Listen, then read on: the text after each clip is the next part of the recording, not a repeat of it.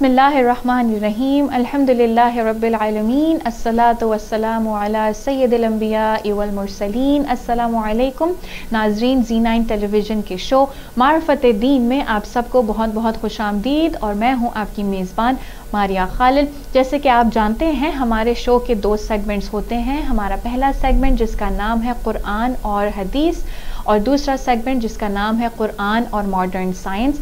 दोनों ही सेगमेंट्स बहुत मुनफरिद, बहुत मुख्तसर वक्त में बहुत कुछ हमें सिखा कर जाते हैं, एक इम्पॉर्टेंट मैसेज हमें देते हैं। और इसके साथ साथ मेरी कोशिश ये होती है कि हर हफ्ते आपसे किसी ऐसे टॉपिक पर बात की जाए जो हमारी ज़िंदगी से बहुत ज़्यादा रेलेवेंट हो, हमारे रोज़मर्रा की रिस्पॉन्सिबिलिटीज़ से बहुत ज़्यादा जो है हमारी लाइफ से प्रैक्टिकल टॉपिक हो।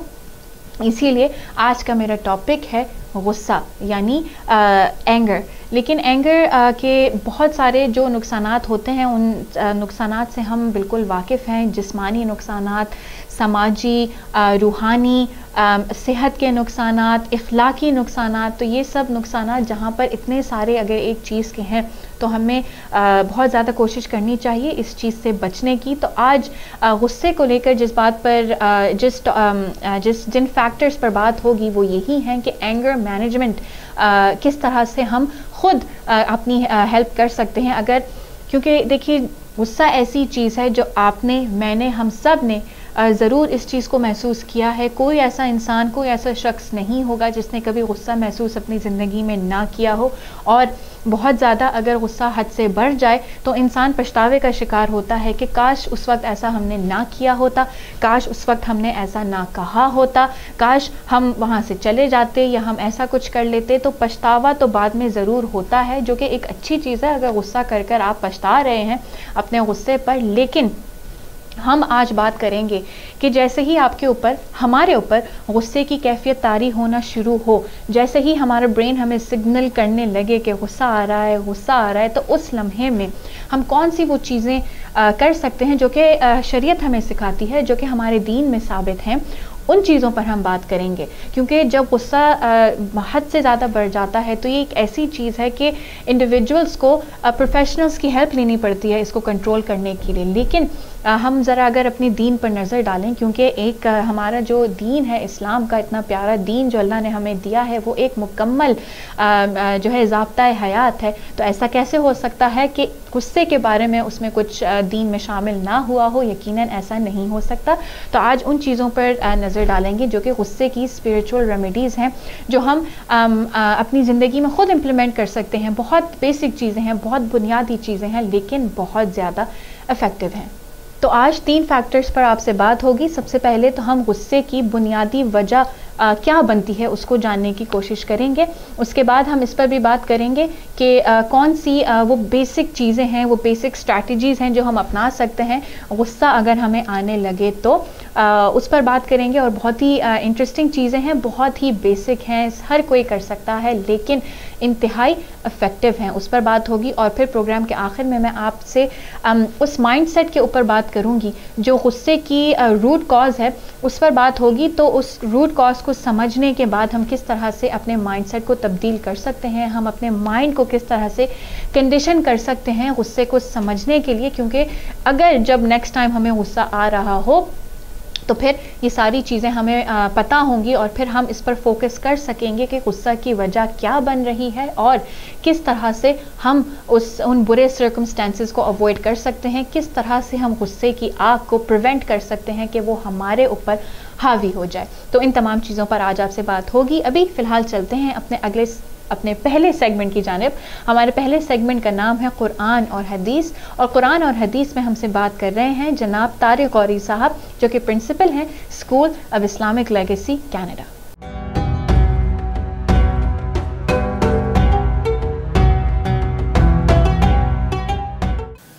Bismillahirrahmanirrahim.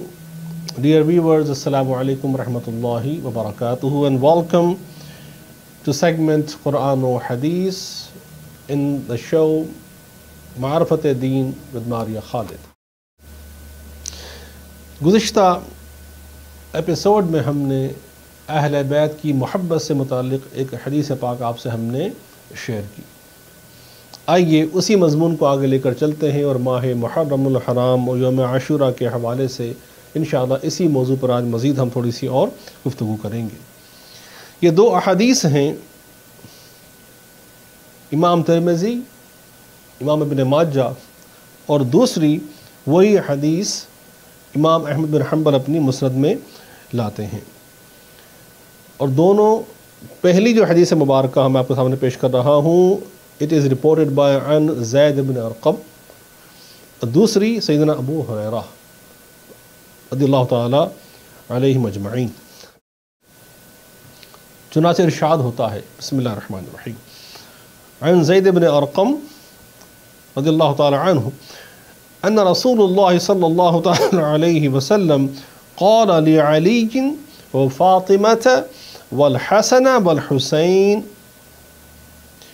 انا حرب لمن حاربتم وسلم لمن سألمتم، رواہ ترمذی و ابن ماجہ۔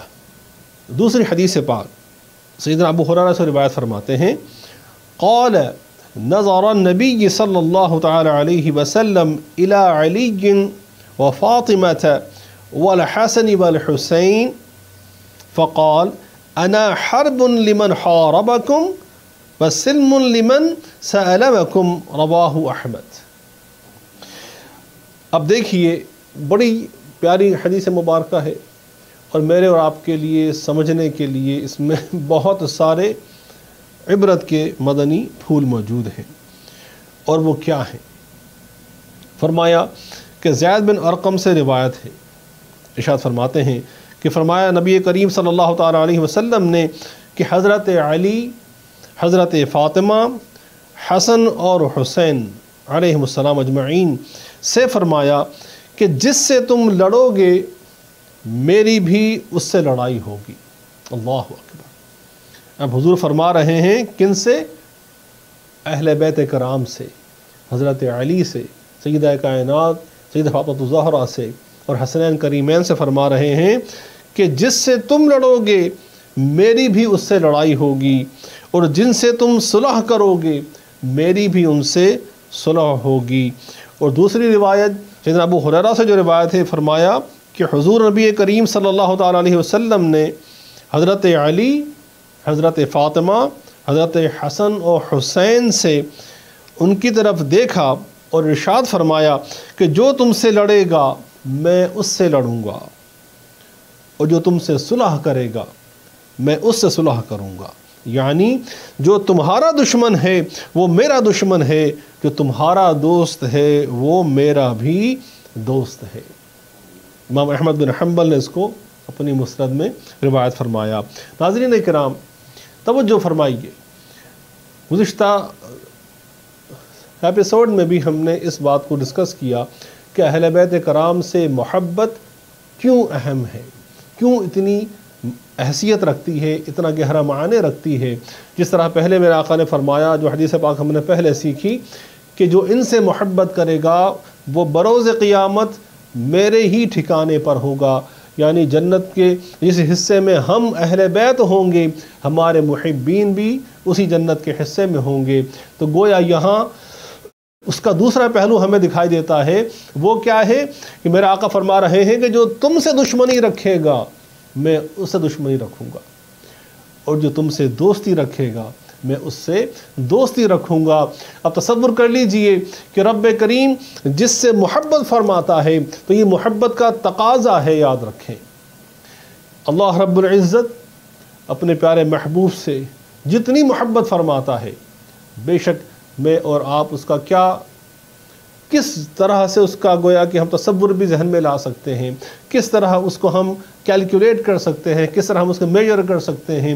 ہمارے پاس نہ وہ استعداد ہے، نہ ہمارے پاس وہ صلاحیت ہے، نہ ہمارے پاس وہ ذہن، نہ وہ افکار ہیں کہ وہ اس کا احاطہ کر سکیں، لیکن جتنی بھی وہ محبت فرماتا ہے اس محبت کا تقاضا یہ ہے کہ اب جس طرح اللہ کا رسول اپنے اہل خانہ سے، اپنی اہل بیت سے محبت کا اظہار فرما رہے ہیں، اس محبت کا تقاضا یہ ہے کہ وہ محبت اپنے اس عروج پر ہے، اس درجہ پر ہے، اس مقام پر ہے کہ حضور فرما رہے ہیں کہ اے میری اہل بیت، اب اگر تم سے کوئی دشمنی کرے گا تو میں اس سے دشمنی کروں گا۔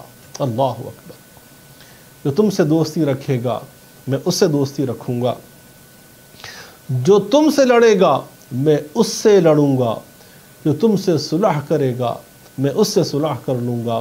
تو گویا اب یہاں ایک بات بڑی واضح سمجھ میں آ رہی ہے کہ میرے آقا کی محبت، یہ تقاضا ہمیں سمجھا رہا ہے. محبت کے تقاضے کیا ہیں؟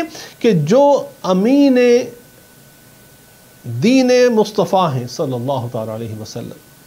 مثال کے طور پر صحابہ کرام نے بھی حضور سے دین حاصل کیا، اہل بیت کرام نے بھی حضور سے دین حاصل کیا، انہوں نے بھی امت کو دین کا پیغام پہنچایا، اہل بیت نے بھی پہنچایا. اہل بیت کے ساتھ جو چیز خاص ہے وہ کیا ہے؟ کہ وہ صرف دین ہی کے امین نہیں ہیں، وہ پیارے آقا کی نسل کے بھی امین ہیں. وہ اس خون مطہر پیارے آقا کے اس نسل مبارکہ، اس خون کے بھی امین ہیں جو آگے قیامت تک نسل چلنی ہے. جو امامین کریمین دنیا میں آنے ہیں، جنہوں نے ہدایت کا سر چشمہ بن کر امت کی ہدایت کا سامان کرنا ہے، قیامت تک تسلسل ان کو جاری رہنا ہے. تو گویا اہل بیت میں یہ خاص سا مجھے اور آپ کو سمجھنا ہوگا کہ ان سے محبت کا تقاضا یہ ہے کہ جب محبت اپنے کمال کو پہنچتی ہے، اپنے عروج پر پہنچتی ہے، تو وہ یہ دیکھ لیتی ہے کہ اب اگر زندگی میں کچھ درکار ہے، اب اگر جینے کا کوئی مقصد ہے تو وہ مقصد وہی ہے جو ان کا مقصد ہے. اللہ علی. اب اس مقصد کے سوا جینا محال ہو جاتا ہے.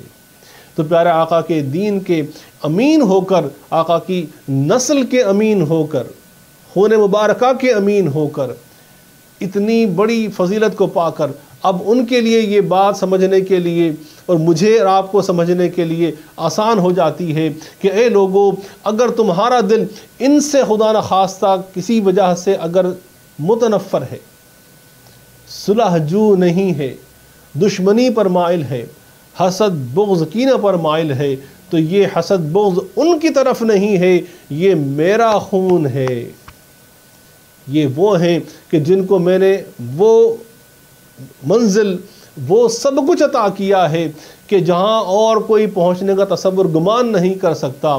تو گویا اس مقام پر جو میرے شانوں پر بیٹھ کر سواری کرنے والے ہوں، جو میری پیٹھ پر بیٹھ کر سواری کرنے والے ہوں، جن کو میں کہوں کہ فاطمہ میرے جگر کا ٹکڑا ہے، جن کے لیے میں کہوں کہ من کنت مولا فاذا علی مولا، جب ان کی اس انداز میں پہچان چاہتا ہوں، میں ان کا اس انداز میں عرفان چاہتا ہوں، اس انداز میں جو محبت کا انداز میں نے ان سے اپنایا، میں تم سے چاہتا ہوں تم اپنے انداز میں محبت کا اظہار کرو، تو بے شک اظہار کرو گے تو میری محبت کو پالو گے، میرے قرب کو پالو گے. کیونکہ انا من الحسین و حسین منی، کہ میں حسین سے ہوں، حسین مجھ سے ہے، فاطمہ میرے جگر کا ٹکڑا ہے، علی من کنت مولا فہذا علی مولا.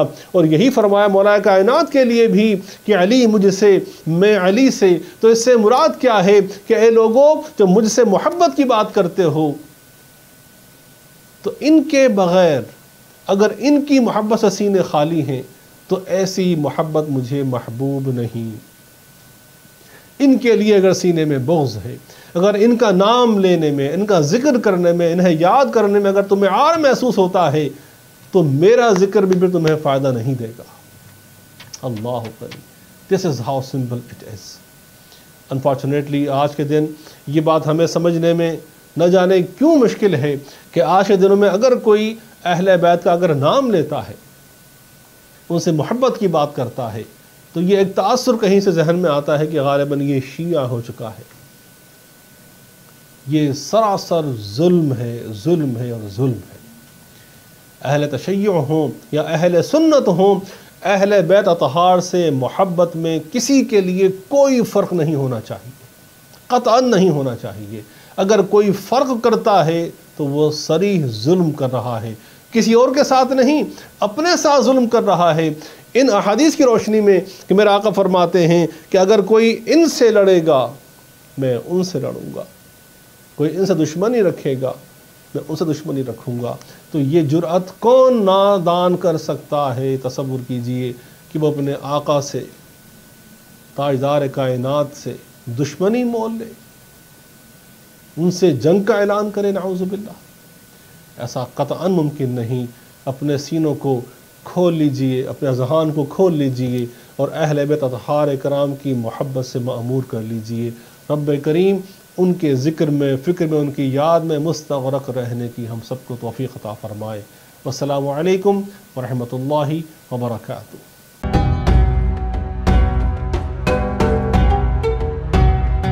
Welcome back after the break. ناظرین, آپ لوگوں نے ہمارا سیگمنٹ دیکھا قرآن اور حدیث, اور آج آپ سے بات ہو رہی ہے غصے کے موضوع کے اوپر. غصہ کو کنٹرول ہم کس طرح سے کر سکتے ہیں, وہ بنیادی کون سی اسٹریٹجیز ہیں جو ہم اپنا سکتے ہیں اس سے پہلے کہ ہم بہت زیادہ غصے میں آ جائیں. تو سب سے پہلے تو ہم اس پر دیکھتے ہیں کہ اللہ اور رسول نے غصے کی جو اسپریچول ریمیڈیز ہیں وہ ہمیں کیا بتائی ہیں.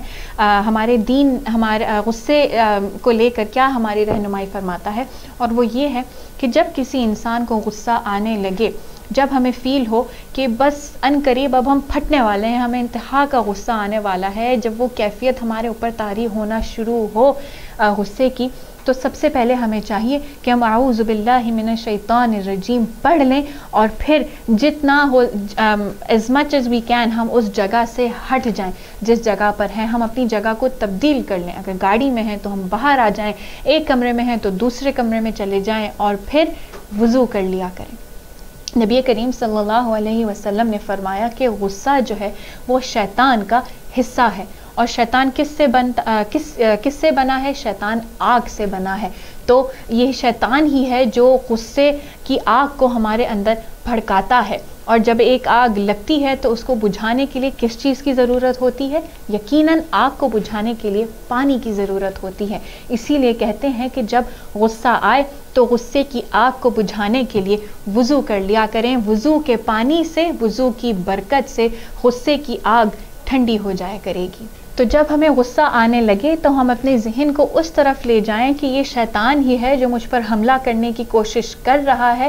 شیطان جو ہے وہ میرے اندر دوزخ کی آگ بھڑکانے کی کوشش کر رہا ہے, اور اس وقت ہم اعوذ باللہ پڑھ لیں, شیطان سے پناہ مانگیں, اللہ کو یاد کریں, اور پھر شیطان کی وہ آگ جو وہ بھڑکا رہا ہے اس کو بجھانے کے لیے ہم وضو کر لیں, اور ہمیں کوشش کرنی چاہیے کہ ہم اس جگہ سے ہی ہٹ جائیں. تو یقیناً غصے کی جو کیفیت ہمارے اوپر طاری ہونا شروع ہوتی ہے وہ بہت حد تک ان چیزوں سے کنٹرول ہو جائے گی. تو یہ تین چیزیں جو بہت ہی بیسک ہیں, جو ہم سب کر سکتے ہیں, لیکن بہت زیادہ افیکٹو ہوتی ہیں ہمارے غصے کو کنٹرول کرنے میں.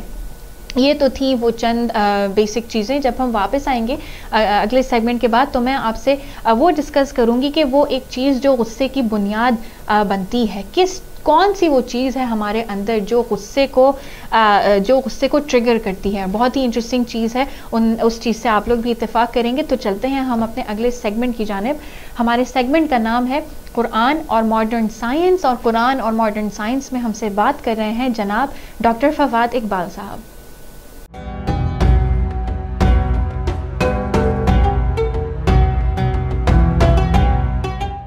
بسم اللہ الرحمن الرحیم. السلام علیکم ناظرین, میں ڈاکٹر فواد اقبال آپ کی خدمت میں حاضر ہوں, اور ہر ہفتے کی طرح آج بھی ہم اپنے سیگمنٹ قرآن اور ماڈرن سائنس میں امید کرتے ہیں جس ٹاپک کے ساتھ حاضر ہوئے ہیں وہ آپ کو پسند بھی آئے گا, اور ایک ایسی نئی ڈائریکشن سے ہم اس ٹاپک کو ڈسکس کرنا شروع کریں گے, یا نئے اینگل سے اس کو ڈسکس کریں گے کہ نہ صرف آپ کو انٹرسٹنگ بلکہ آپ کی نالج میں یقیناً اضافہ بھی ہوگا.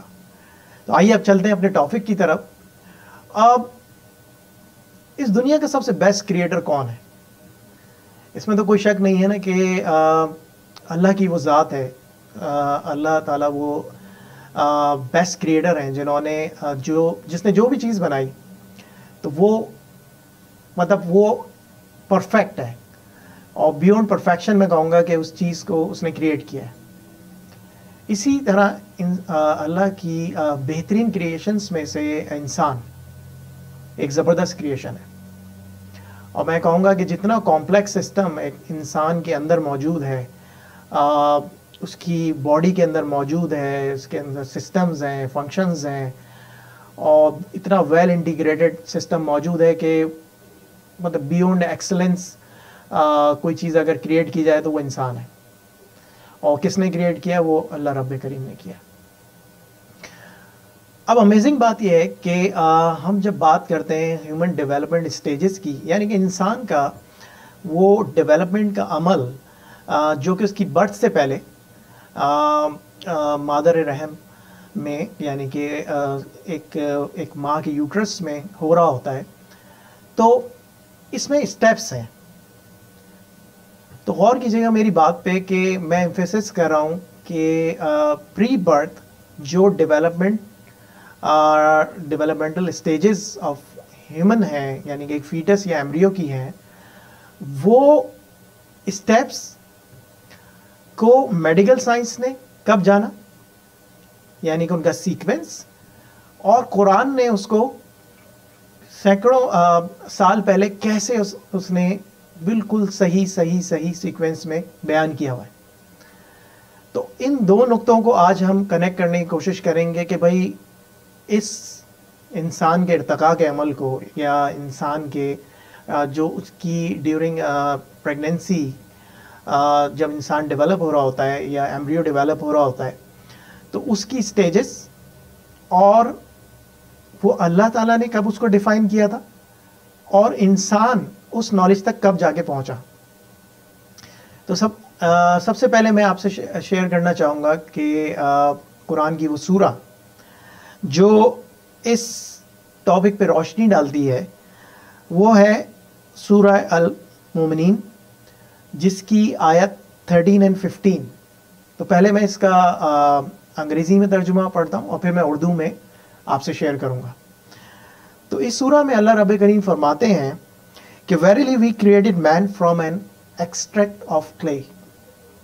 Then we placed him as a drop of sperm in a safe depository.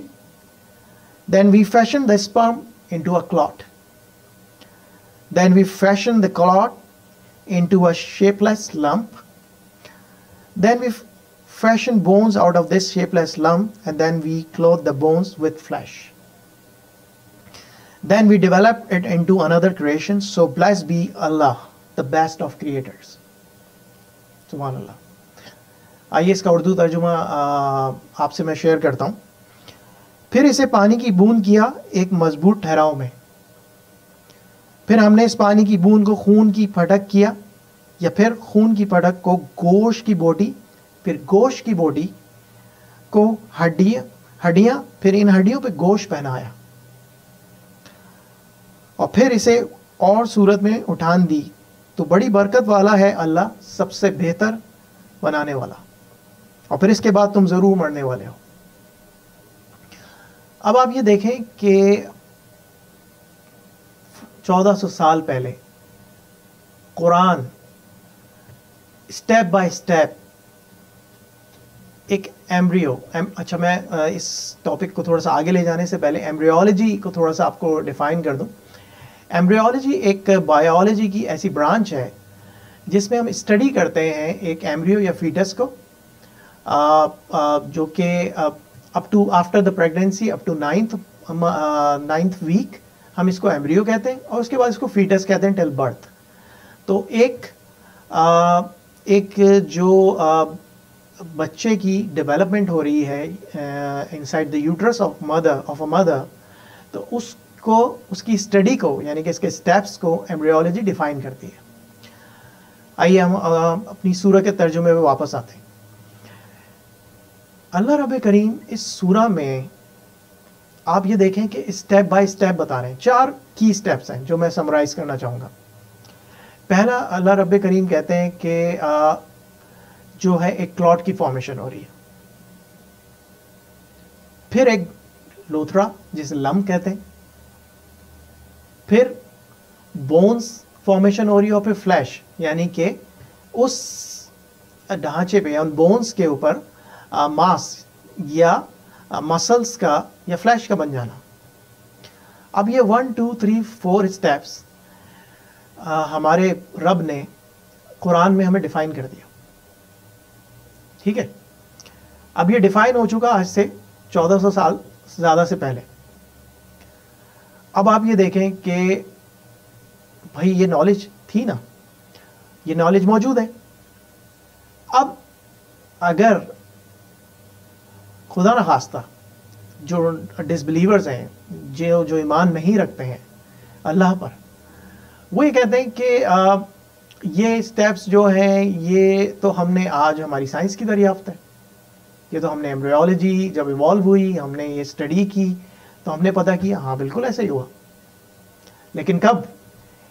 1827 میں، یہ یعنی کہ 1827ویں صدی تک جو اس ڈیوریشن ہے، اس بیچ میں، یعنی کہ آپ دیکھیں کہ بات ہو رہی ہے قرآن کے نزول کی 6th سینچری میں، اور ہم بات اب کر رہے ہیں 18ویں سینچری کی بات کر رہے ہیں، 1827 کی بات کر رہے ہیں. اس بیچ میں، اس اتنے لمبے عرصے کے بیچ میں کوئی آئیڈیا نہیں تھا، مس پرسیپشنز تھے. ایمبریولوجی کے حوالے سے انسان کی جو ڈیولپمنٹ ہے، پری برتھ ڈیولپمنٹ ہے، میڈیکل ٹرمنالوجی میں سے پری نیٹل ڈیولپمنٹ کہتے ہیں. تو پری برتھ جو ڈیولپمنٹ ہے اس کے حوالے سے قیاس آرائیاں تھیں. کوئی کہتا تھا کہ ایک جیسے ہم اس کوئی تشبیہ دیتا تھا کہ جیسے ایک ایگ ہوتا ہے، تو ایگ کے اندر ایک جیسے لائف وہاں سے ایوالو ہوتی ہے، تو بالکل اسی طرح سے ایک سیک ہے اور ایگ میں یہ لائف وہاں پہ جو ہے انسان کی لائف بھی بالکل سملر ہے، اسی طرح سے یہی سٹیجز سے گزرتی ہوئی وہاں پہ اس کا جو ہے یہ سٹیپس اس میں موجود ہیں. مگر ایسا نہیں ہے. 1827 میں یہ پہلی دفعہ یہ ساری سٹیجز پہ جو ہے انسان نے اس کو جانا. اور آپ کو حیرت ہوگی کہ 1950s میں الٹرا ساؤنڈ کے تھرو جب یہ ٹیکنالوجی انٹروڈیوس ہوئی ہے، اور اس میں یہ جو آپ آج کل سنتے ہیں کہ الٹرا سونوگرافی ہے، الٹرا ساؤنڈز ہیں، تو 1950s میں یعنی کہ اس کے بھی اتنے عرصے بعد بالکل ایک definite step by step in تمام اسٹیجز کو اسٹڈی کیا گیا. تو کہاں 6th سینچری میں قرآن کا نزول اور یہ سارے اسٹیپس بتا دیے گئے، اور اب ہم جا کے 1950 میں 1950 میں ہم جا کے الٹراسونوگرافی کی مدد سے ان اسٹیپس کو سمجھ رہے ہیں. اور ان تمام اسٹیپس یعنی کہ انٹرا یوٹرائن ہیومن ڈیولپمنٹ کو step by step medical science نے نہ صرف ایکنالج کیا، انڈورس کیا اور کہا کہ جی جناب بالکل اتنے پیریڈ میں اتنے ویکس کے بعد ایسا ہی ہو رہا ہوتا ہے، لمپ فارمیشن، کلاٹ، اس کے بعد لمپ، اس کے بعد بونز، اس کے بعد فلیش. اور بہت سارے ایسے جو نان مسلم ڈاکٹرز ہیں، سائنٹسٹ ہیں، انہوں نے اس چیز کو ایڈمٹ کیا اور انہوں نے کہا کہ یہ بالکل ایک ایسا فیکٹ ہے جو قرآن میں موجود ہے. اینڈ وی آر سرپرائز کہ کس طرح قرآن اس کو اسٹیپ بائی اسٹیپ اس نے ساری چیزیں بریف کی ہوئی ہیں، اور یہ ہماری عقل، ہمارے شعور، ہماری سمجھ سے باہر کی چیز ہے. تو آپ دیکھ لیجیے جو اللہ تعالیٰ جو بیسٹ کریٹر ہے اس کو تو پتہ ہے نا کہ یہ کیا پروسیس ہے. اب آپ جانتے رہیں، آپ اس کے لیے مزید 1400 سال لیں، 1500 سال لیں، مگر اس نے تو آپ کو بتا دیا. اس نے قرآن میں آپ کو اسٹیپ بائی اسٹیپ ڈیفائن کر دیا. اور آج ہم اگر اتنے سالڈ ایویڈنسز کے ہوتے ہوئے بھی اس کی تعلیمات، اللہ کی وحدانیت، اللہ کی وجود سے انکار کریں تو اس سے بڑی بد نصیبی نہیں ہے. تو میں امید کرتا ہوں کہ آج کا یہ ٹاپک جو کہ پری نیٹل ہیومن ڈیولپمنٹ کے حوالے سے تھا، آپ کو پسند آیا ہوگا اور آپ کی نالج میں اس نے اضافہ کیا ہوگا. اور انشاءاللہ آپ مزید ریسرچ کے ذریعے اس کو پڑھیں اور آپ کو یہ ساری چیزیں قرآن میں موجود ہیں، اور یہ ساری چیزیں جتنی بھی نیٹ پہ ریسورسز ہیں، جتنی بکس ہیں، میڈیکل جرنلز ہیں، وہاں پہ موجود ہیں. اپنا بہت خیال رکھیے. انشاءاللہ ہم نیکسٹ ویک ایک نئے ٹاپک اور اسی سلسلے کو کنٹینیو کرتے ہوئے آپ کی خدمت میں حاضر ہوں گے. اللہ حامی و ناصر. خدا حافظ.